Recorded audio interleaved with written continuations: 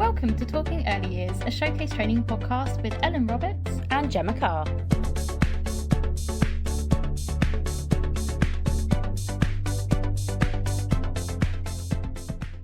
Hello and welcome to today's Talking Early Years podcast. On this episode, we're going to be discussing early years and the impact that Covid-19 has had within settings. And we have our very special guest, Hannah Willisson-Hill. Welcome back, Hannah. Hello.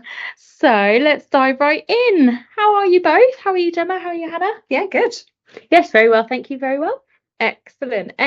So, Hannah, talk to us about COVID-19. You wrote about it for your degree, didn't you? I did. You really throw me in the deep end. I did.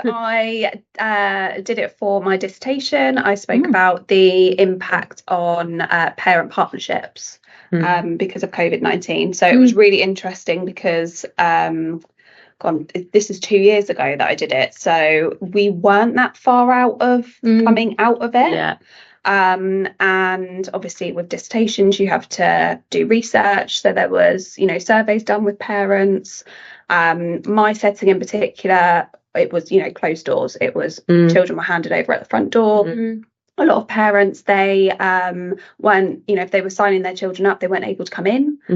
So they didn't know what their setting looked like. They didn't really know many of the people in there because, again, it was only sort of one or two people that were taking the children from the door, so there was kind of less contact.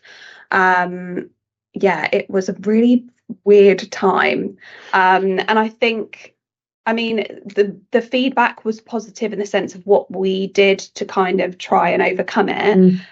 But I don't think you can kind of mitigate the impact it kind of had on children. I think must have been really weird for them to go from being at home with their parents to suddenly being thrust into a situation where you can't have that settling in period. I think as well, during that sort of time, when we came back, it was kind of sort of July time, so we had sort of a month, maybe 2 months, where the weather was okay, so we could kind of do settling sessions outside. But then we went straight into winter, and it was bizarre. It was really, really bizarre. I think it was just to look back and know that us at our age have lived through a pandemic is bizarre enough. Let alone the life that we are living now. When we say 5 years ago, our life looked like this, you can't write that. No. Talking about settling in sessions and visits and things like that, so I worked through the pandemic as well. I had a bit of about a 6 month break, but I was working when it all started, when COVID kind of happened, when it all started, and then kind of went back afterwards as well. But I sort of had about a 6 months blip in the middle. But I heard of nurseries that were doing show-arounds where they would just walk around the outside of the building and look in the windows. And that was how they were doing show-arounds and things like that, because there was still, there is still the element that a lot of people went, emergency workers, key workers who had to have their children going into nursery and kind of have that. And that was one interesting element for me, because at the time I was working as an agency staff member in a nursery, and I was actually working in a military nursery, so on an RAF base, and again, nothing could change. They were very much still needed, so nothing really could change for that, and there were families where both parents were in the military and had to carry on working, and that was normal. They couldn't make the changes like everywhere else, and it was bizarre to see it in that case, to then go to, in inverted commas, the normal nursery that had so many lockdown restrictions on them, and seeing those differences as well. But thinking about that show around element and looking, peering in windows to do a show around as a parent, you never like a visual walk around, so we just recorded it and went into each of the rooms, introduced kind of the staff through that way. But you're missing that personal element for sure. I remember it from as an early years training provider, our perspective as well. So we had a complete mixed bag of which settings were shutting or reduced numbers, ones that would let us in, ones that wouldn't. So for things like observations, you were very restricted to when observations can take place with the apprenticeship standards at that time.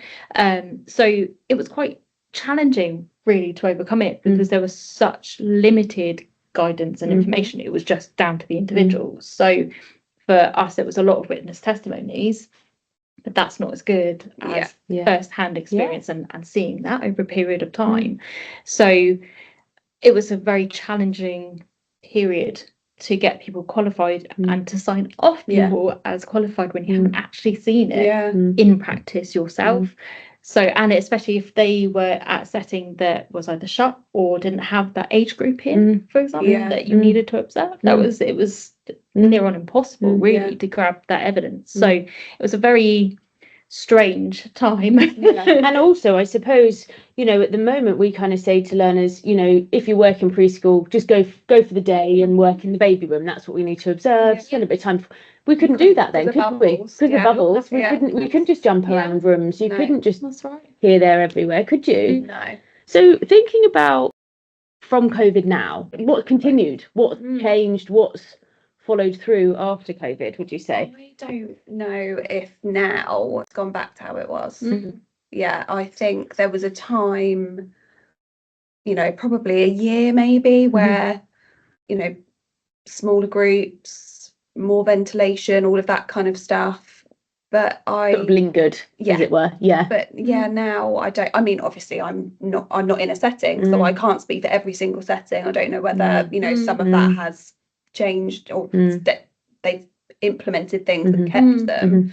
But I feel like it has gone back. I think the lingering effect was children's behaviour for me. That's what I noticed the most, was the children that came in as babies, and when they worked their way up through the nursery, the behaviour, and you could just tell the difference from those COVID babies to babies previously.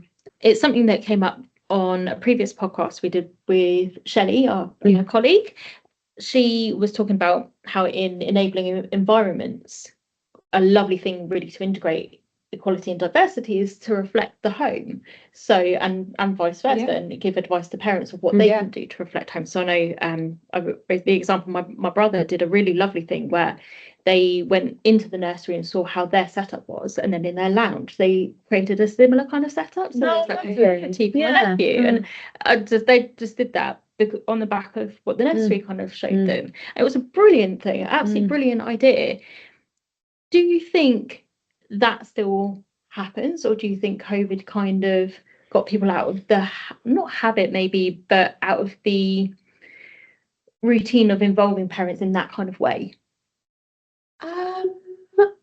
I mean, definitely the handovers, from what I can remember, the handovers with parents were short and sharp, and everything was done online. So you're missing that personable kind of more in-depth handover. It was literally, you know, how many nappies, what they've eaten, an overview of their day.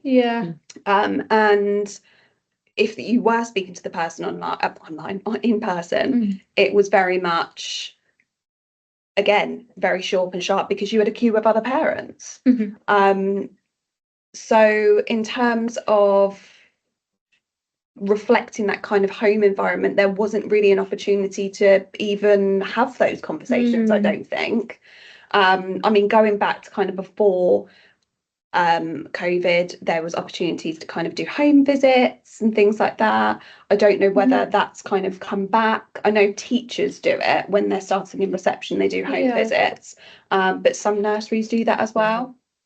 But again, it kind of comes down to ratio. Can you allow people to get out to go to someone's home and do a home visit?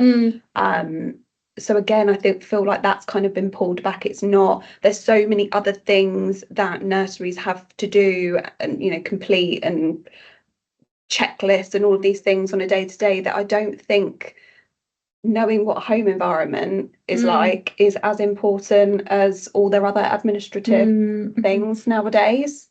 And that's no disrespect to nurseries. I think they just have so much on their plate that those kind of things that allow you to work like cooperatively with parents takes a back seat. Yeah, it's the nice to have things rather than the need to. Yeah, exactly. Yeah. I think the thing for me during COVID regarding parent handovers as well is everybody's anxiety was at 110%. For sure.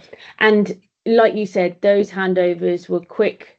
They've pooed twice. They've eaten all their lunch. See you later. That was what handover was, kind of thing. They're fine. Almost got a non-walking toddler to walk back to their parents, kind of thing, so that you don't even get too close to them. But essentially, for me, it was the element that parents' anxieties are 110%. Those conversations that we would have at the door to say, why is my child not sleeping? Something's not quite right. What was going on here? We couldn't calm those anxieties like we used to be able to sit and have that 10-minute handover and be like, let's have a chat about that. Come inside and we can talk about that. Or let's organise a meeting. We couldn't do that with the parents during COVID. And I think that was one thing that, because parent partnership's always been a massive thing for me, and the kind of the importance of it, because it is. We were all in the same boat in terms of, it was a really odd, bizarre, almost kind of like a weird experiment that we were all in. It was like a no film. one knew what to do. No one knew how to act. It was it was unprecedented, as it kept on being said. Yeah, for sure. And so no one had a handbook for how to kind of approach the situation. It was very much directed by the information that we were given by the government, and just very limited. It was understandably, there isn't a frame of reference, at all. But do you think, if it was to happen again, I think this is a conversation we've had quite often, really. If it was to happen again, what would be different, do you think? Or would anything be different? I'd hope that they wouldn't go straight in. It was, I understood why we went into a lockdown. It was the most bizarre of experiences. Extreme, wasn't it? But at the same time, we were looking at different countries around the world who were not in a position that we are, who, that were unable to get to hospitals, that had mass burial grounds for sure. from it, Absolutely. And you sit there and you go, well, what is the line? Do we have to start preparing for that? And that's, and again, I understand there was the scaremongering element, but I've heard of secondhand, but friends of friends who were in those countries at the time, and they said it was diabolical. It was absolutely awful, so scary. It was a very different experience to what we had, and that's all we could base what we were doing on, wasn't it? Very true. So it's kind of how do we? Where do you pitch it? Yeah. For sure. And for us as well, I'm always very mindful that in our culture and in our kind of community, it was basic risk management. We know, because we're from an education and care background, it's washing your hands, it's all your basic contamination kind of control. But not everybody knows that, things like that, or comply with that. Everybody, you needed a one-size-fits-all approach that covers every community in the country, and people coming back from abroad, they might be returning home, and that I can imagine was an extremely difficult thing to manage. So I think if it was to happen again, I think then, because they've got a frame of reference, they've got something then, and people kind of know how to self-manage that now. Even you didn't even have tests for the first I don't know how many months. There was nothing. Whereas now we're quite used to that. Swab up the nose, off you go, kind of thing, So I think it would be different now, but I still think the same principles would probably apply. It's if you've got a sniffle, a cold, a cough, you'd still go into the office. You wouldn't do a test now. No, that's the thing. Had it last year, and I wasn't. I obviously working with childcare settings, I was very aware that I'm not going to go into a childcare setting because that's ridiculous. But I wasn't sheltering myself from my children. Sleeping my family. It's ridiculous. It's absolutely ridiculous. I mean, there was a lot of mis and disinformation around at the time, which did not help. And again, as we discuss it every single one of our podcasts, Ellen, social media, the part that played into it all as well, all those things too, isn't it? Thinking about that impact of it. So one thing that you've touched on, Hannah, that makes me twitch a little bit sometimes is the term COVID baby. Mm-hmm. What are your views on that term? I don't think I have a view. Okay, interesting. I don't really have a view. I just mean they were babies that were born during that time. Yeah. So only because I asked that question because recently I've seen a couple of articles and kind of had conversations, and it's becoming a thing in nurseries, isn't it? You're, again, thinking quality, diversity, inclusion, you're determining this group of children, they're COVID babies, so they are going to be a bit emotionally unaware, or they're going to struggle with their personal social skills. They're a COVID baby. Do you think it makes people lazy? It kind of grows. So there is this is kind of one of these arguments. So this is kind of one of the conversations that kind of people are starting to have, is this a term that people are starting to use as a way of explaining poor parenting, lack of behavior. parenting, an excuse, even coming from nursery staff as well. Well, they're a COVID baby. What can we do? You can still work with that child and support their personal social skills. Just because they're a COVID baby doesn't mean we wash their hands of them. I think when I say that, I mean I can see a vast difference in behaviour, social skills, all of those kind of things in that cohort compared to previous cohorts. And the only thing you can attribute it to is that it was a bizarre time that they were born in. Of course. And there is definitely a correlation between the behaviours, and we say it again in our field, the other end of it, sort of our 16-17-year-olds, you can tell the learners that need English and maths that haven't received that kind of extra support. Exactly. And we pick that up, and you deal with it on a case-by-case basis, and you can see where that structure and the foundational knowledge that they should have had at school hasn't been in place through no fault of their own, absolutely. And you see the difference between different schools and different areas.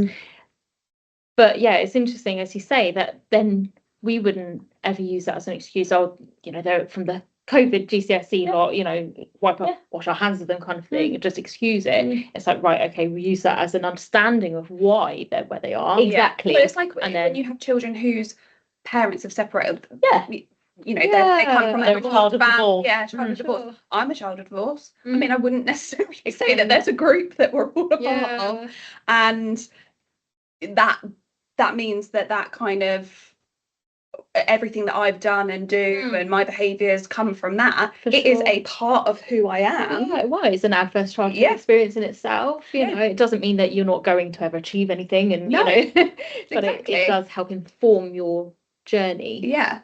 And I think that's something that as practitioners need to be conscious of. When you're using that term, what are you doing? Yeah. Are you labelling that child? Yeah. And excusing it, ignoring it, letting that behaviour happen, whether it's behaviour, whether it's PSED, or are you actually like, okay, so this is a big cohort year for COVID children. We need to be promoting personal social skills more in our activities. This needs to be highlighted in everything we're doing. When we're thinking about the 3 I's, PSED should always be in that, or whatever. I think it's that change the view on that term. Instead of using that as an excuse for why something's happening. Settings now are coming to the end of it. So the preschool children, I think, who are probably going to reception this September, I think, are probably the tail end of it. And so I don't know whether nursery is going to. I mean, I can imagine schools are probably using that term, but I think nursery is probably coming out of it now. So one thing for me to kind of is the record keeping and the policies behind it. And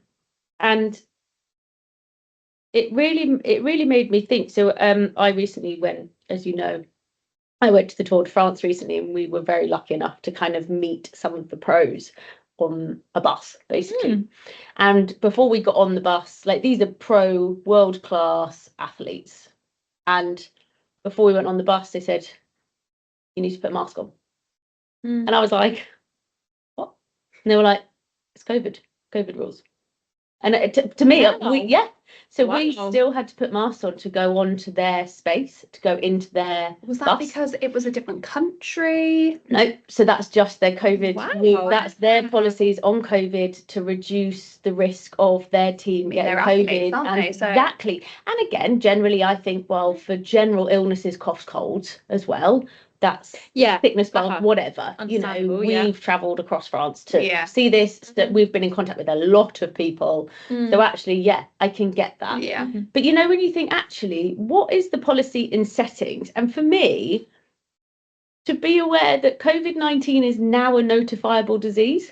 It's still a notifiable disease. So if you have COVID in your setting, you should still be reporting that.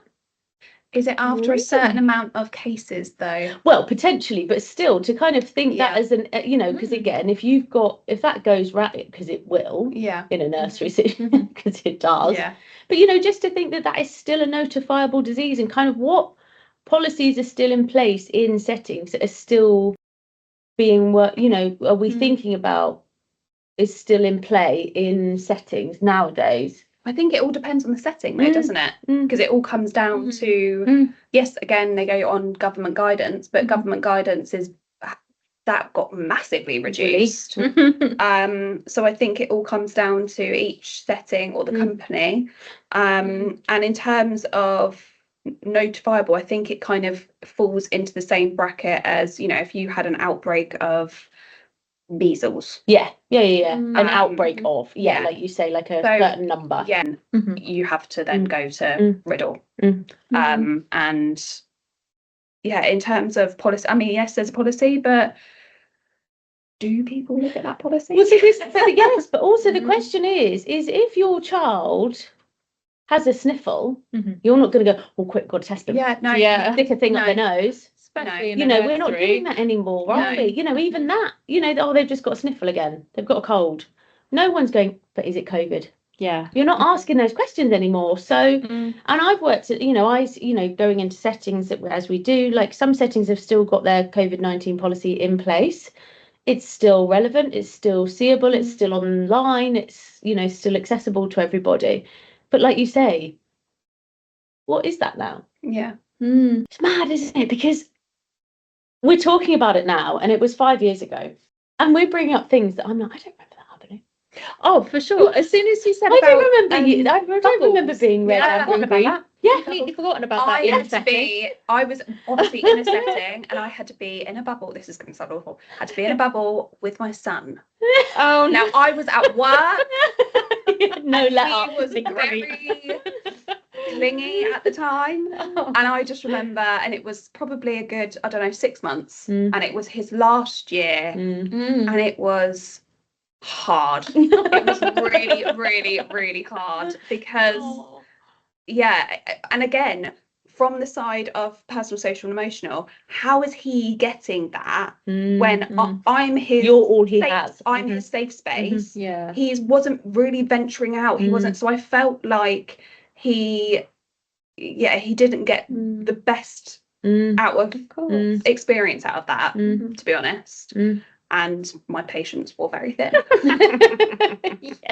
I'm getting much of a break. Oh gosh. So one thing that I've noticed that a lot of settings have continued on with and still do is a lot of the settings that I work with now still do drop-offs at the door. They're not having parents coming into the setting. I've seen that as well. And they've almost done it as like a, what's the word, congestion reduction, you know, to stop it being so busy in the nursery. You know, parents are wandering around, dropping the children off, go upstairs, drop babies upstairs, come downstairs, drop the preschooler. But now a lot of them is either at the front gate or at the front door. Most nurseries are now still doing that I work with, aren't bringing parents back into the nursery, and I'm seeing that an awful lot where they've actually just gone, it's just a lot easier actually. Yeah. And I get that, you know, it really can be, especially at pickup time. I think it's definitely easier and you've got parents, you know, children, younger, you know, working in toddler rooms. It's the younger children seeing other parents, but they're there till 6 o'clock, and this is at 4 o'clock. They're getting emotional for 2 hours, wanting mummy and daddy.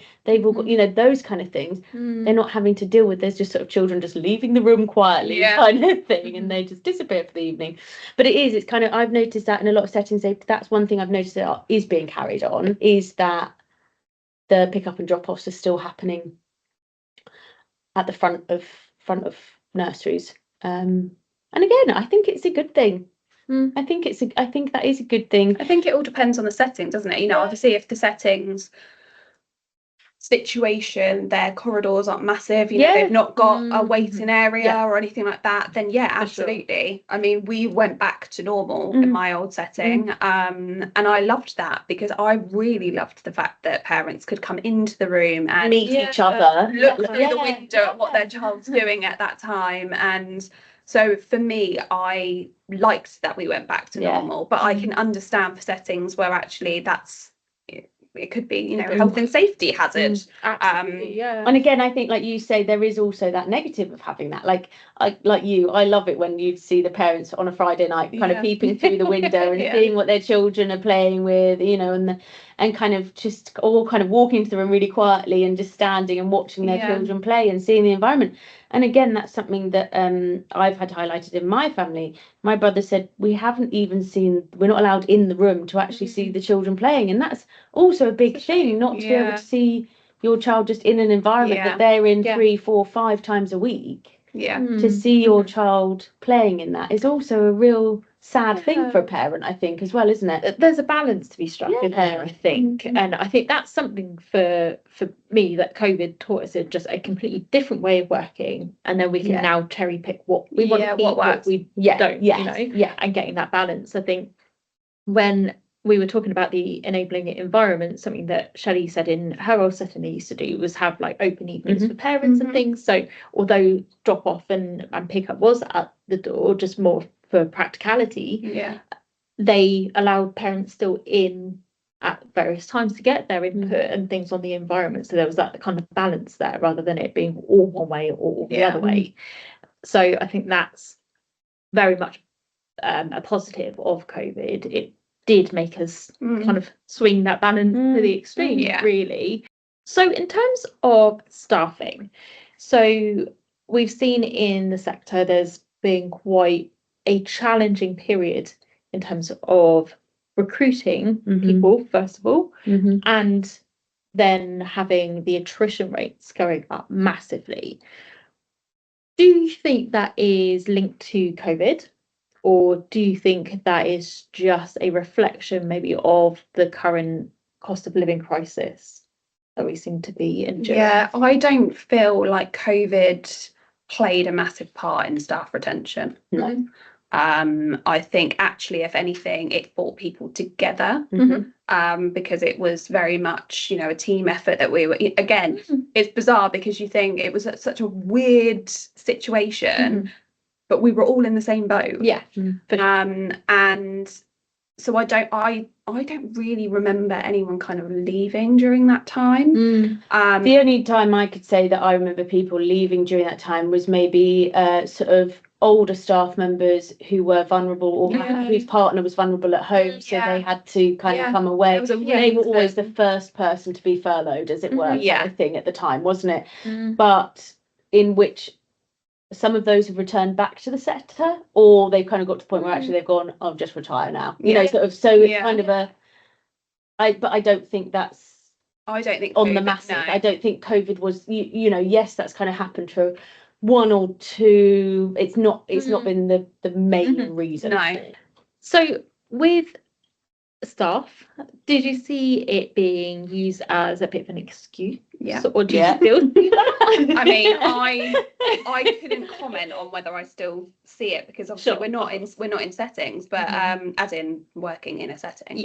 But definitely used as an excuse. And you think, did you get that picture from? Something. Well, this just made me remember that you had to log your tests. You had to put it online, and then you used to get like a ping, didn't you? That somebody in your locality had COVID. Well, again, we were testing 2-3 times a week, weren't we, in nurseries? Every day. Oh, you were every day. Every day. We were twice a week in Every ours. day. I think every day, was it once a week? But I remember I having feel like it was boxes on the every kitchen, day. boxes of tests on Yeah, the kitchen yeah. table. I always remember I happened to be it was in our old office. I happened to be in, it was just a random day that I went in because we went completely home based. And we had a delivery turn up, and it was these massive boxes. So the Department for Education sent to every school, training provider, early years. So I mean, us as a training provider, I think we had about 8 staff at the time. Oh my It's gosh. massive. We had 5,000 face masks, we had aprons, the face shields that you had, natural flow test for days in that box. There was so much. So we ended up posting some of them out to staff to just get rid of the stuff. And we've still got the face masks here now. Yeah. We're trying to I've get still rid got a of box them. at home. Yeah. Absolutely crazy. But yeah, we were very much classed in the same way. We weren't testing every day. We didn't need to. We were at home. We weren't seeing anybody, but still had these. That's crazy. Yeah. It still just blows my mind that happened. Yeah, it feels like a dream. Yeah, absolutely. Oh my word. So for me also, one of the, again, it's our hot topic, isn't it, Ellen, is the safeguarding and what impact that's had. And again, there's been a lot of, there was gaps. There, we've seen safeguarding practice reviews. The gaps that name was. Arthur Labino Hughes. Yeah, that was COVID, wasn't it? Yeah, that was. And again, it's that the risk it caused to children, the danger 100%. That actually and domestic abuse cases as well. Shut that so many doors. And and again for that, just talking about it, it puts shivers down you when you just think about the impact that had on families as a whole. And the impact that's had on children where there was an element of they were being safeguarded coming into nurseries. Absolutely. And having just 2 days a week, 1 day a week in their funded hours, whatever it was, they had that safe space with us and things got missed because of COVID. And COVID, I think, it was such a pressure cooker for so many families. Of course. 24 hours a day. Yeah. Tensions rose massively. And again, there wasn't that kind of separation or space as you found with your son. That you needed that. And I think, as you say, there just wasn't that monitoring. There just wasn't those. We've spoken about it before with safeguarding, that people always assume that safeguarding is an obvious thing and it's an obvious incident that you will instantly recognise from your trainer. You'll see a bruise and you think, oh, this child's being abused, I must report it. Occasionally that will happen, absolutely. You need to be aware of it. But safeguarding is so much more gradual than that. And an incident is so much more gradual in safeguarding. It is a whole spectrum of things that will happen, and it will often start with the little things and the little conversations that you have with people they'll just say something that you think, what was that? And it will just be one word or how they say something that you miss, and you cannot get that in written communication. You can't get that from a distance. So again, I know we've spoken about it before in terms of safeguarding, and that it is just a whole jigsaw that you're putting together of something before often that big incident will happen. I think also, we teach safeguarding, we teach the signs and symptoms of abuse, and every single type of abuse we see personal social changes, right? We've just had a conversation about COVID babies and personal social changes who don't have those cues. How many children in nurseries are being put down to their COVID baby when actually there's potential abuse at home, but you're not seeing that because you're labelling that child as a COVID baby. Exactly. Kind of those changes in their personal social are actually going into a safeguarding concern, but you're ignoring that because you think it's a COVID baby. And you don't know what those changes are going to be necessarily. It's a very difficult landscape, and I think when people are talking about safeguarding, they so often are so blasé. It's I know it's bruises, it's this, it's that. It's always and they just rattle it off because that's what they've done on their online training. They skip through all of the pages, they've got to the end, done their quiz and done a certificate, done. And it's not that easy. No. Which is why it's so important to work in partnership with the parents or Agreed. carers or family or Yeah. whoever it is that's looking after Outside the children, agencies, yeah. so that you have a good understanding of what their situation is at home, what, you know, do they have siblings? Do they, you know, are they splitting their time between two homes? You know, what does that look like? What are their likes? What are their dislikes? You know, suddenly if you've got a child who absolutely loves cars and would just spend hours playing cars, and then suddenly they have no interest, they're just sat in a corner quietly, you'd probably be sat there thinking, well, that's a change in behaviour. That's what, has something happened? And you would then approach the parents and say, has something changed at home? And you'd then be picking up on their cues. I think as well for practitioners, something that COVID will have had an impact on, but people don't think about, is understanding each other and how each other work. And something that, again, we do here is a lot of team building. I mean, just to get to know each other, really, and just It's nice. It's nice. Yeah, we do, and it's a nice relief. It's, you know, it's a heavy job. It's always very full on, so it's nice to do something like that. But it's also knowing each other, and I think especially in a nursery situation, it's so important to know who you're working with, because then you pick up on different things, or whether they're withdrawn or they're saying things, you think, what's going on at home there.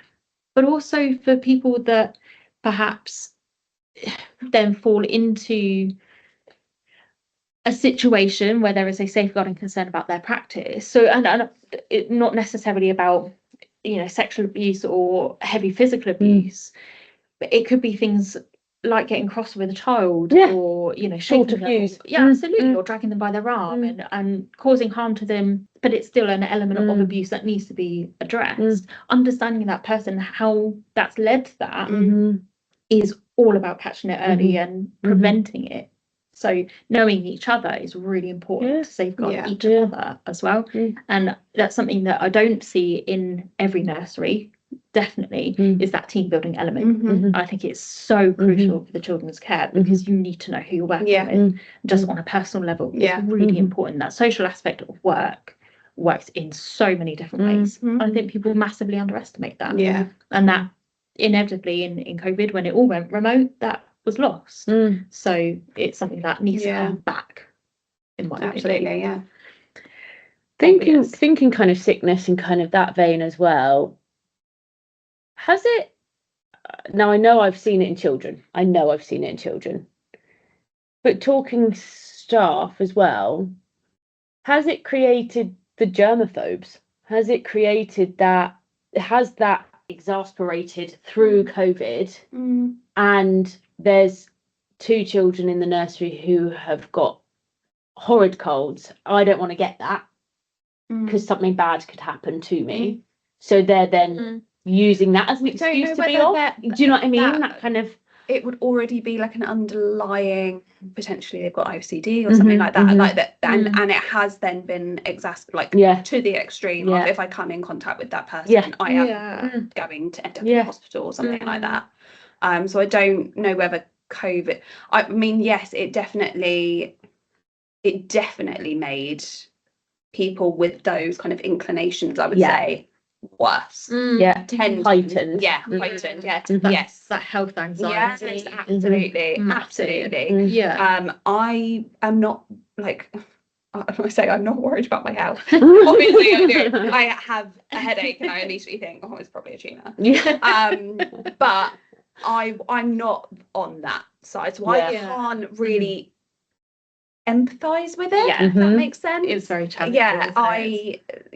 But I also know people that are very health conscious, and, you know, oh, my child's got a cold, oh, well, you can't come round today, cold. But at the end of the day, there has to be a little bit of compassion there, I guess, because you don't know where that stemmed from. You don't know what they've experienced. You don't know whether they spent 3-4 years of their childhood in and out of hospital. Absolutely. Compassion is always key. Absolutely spot on. And that is the word, isn't it? Compassion, I think. Throughout life, I think if everybody showed a little bit more compassion for other people, it would be a much nicer thing. And do you know what? I think I do think maybe that's something, again, we've talked about COVID in a negative way as well, but has has COVID almost given us a bit more compassion for those kind of things? Not as on a sickness to staff level, but in that, has it kind of taught us actually there are other things in the background as well? Maybe we do need to take those into factor sometimes.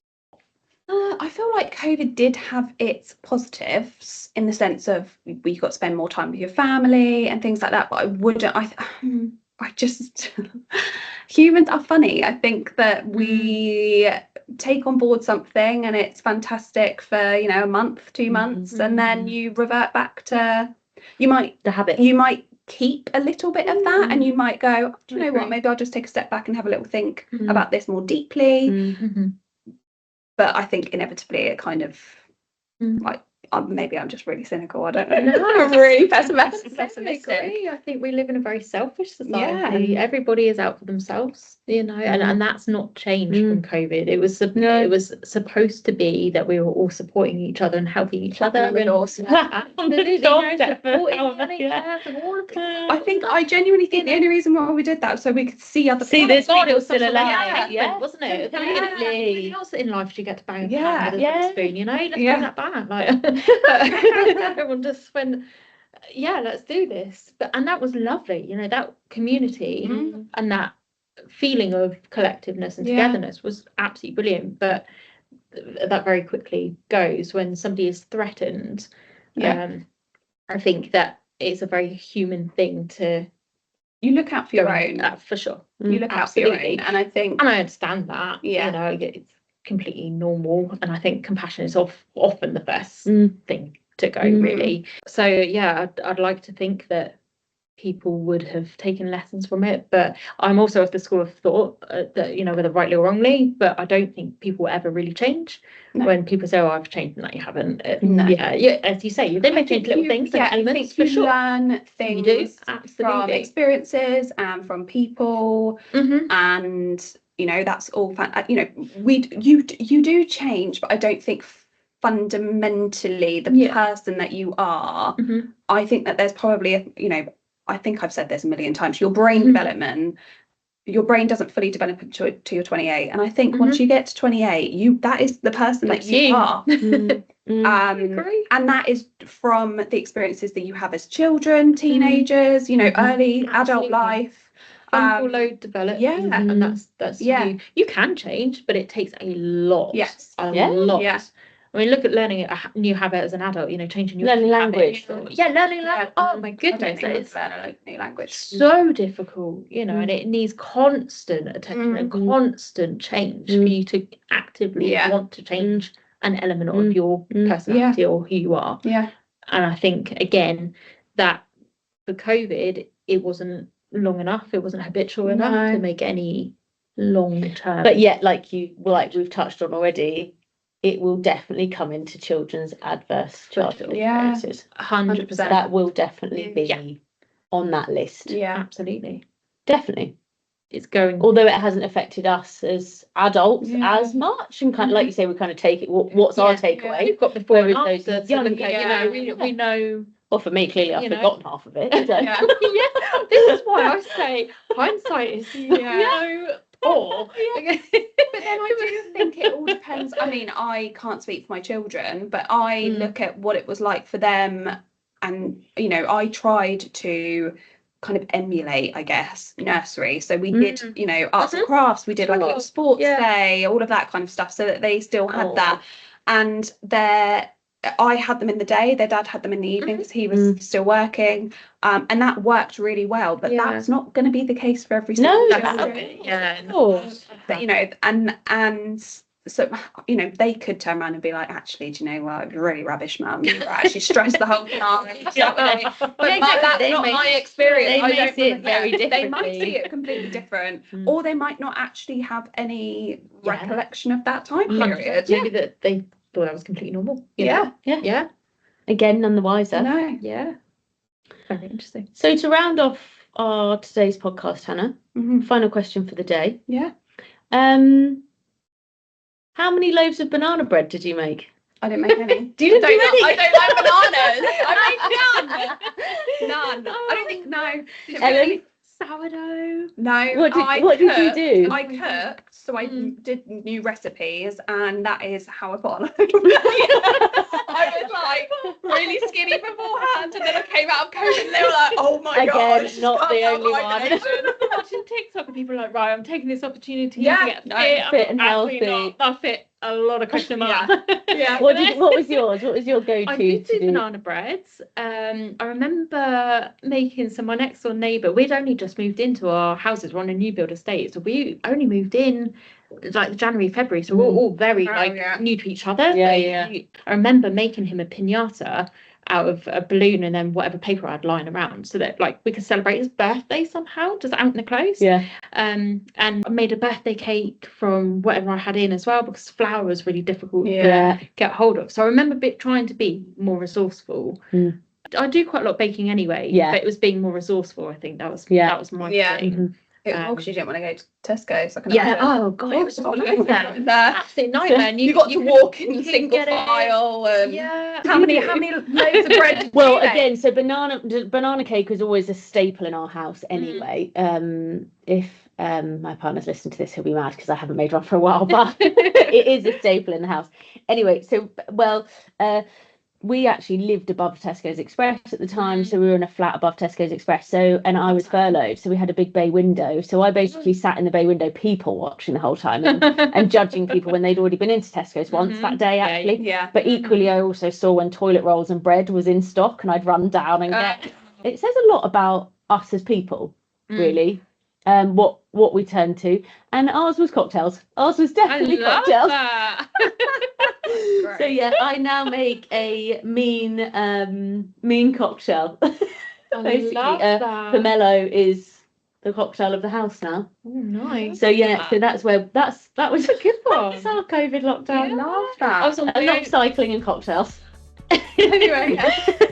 Thank you very much for tuning in today. We'd love to hear your thoughts on the topics we discovered and answer any questions you might have. Your input really does help shape our conversations. So don't forget to like, share and follow this podcast to stay updated. And as always, let's keep the conversation going about early years. Until next time, take care and keep making a difference.